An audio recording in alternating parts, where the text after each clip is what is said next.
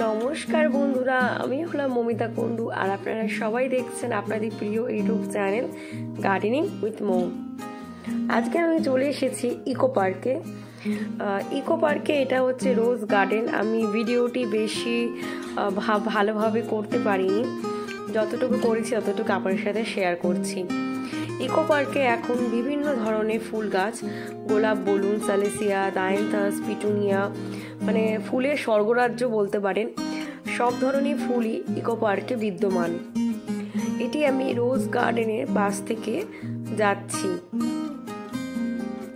দেখতে পাচ্ছেন এখানে বিভিন্ন বড় বড় রোজ, যেগুলো আমরা সিন্ডারে করি। সিন্ডারেও এত বড় রোজ হয়।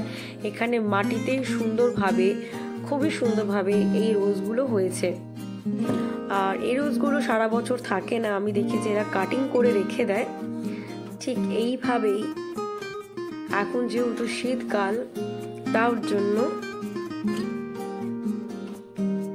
আপনারা চাইলে ইকো পার্কে ঘুরে আসতে পারেন। আর ইকো পার্কের যে ঠিকানা সেটি আমি ডেসক্রিপশন বক্সে দিয়ে দেব। এখানে গেলে আপনাদের ভীষণই ভালো লাগবে।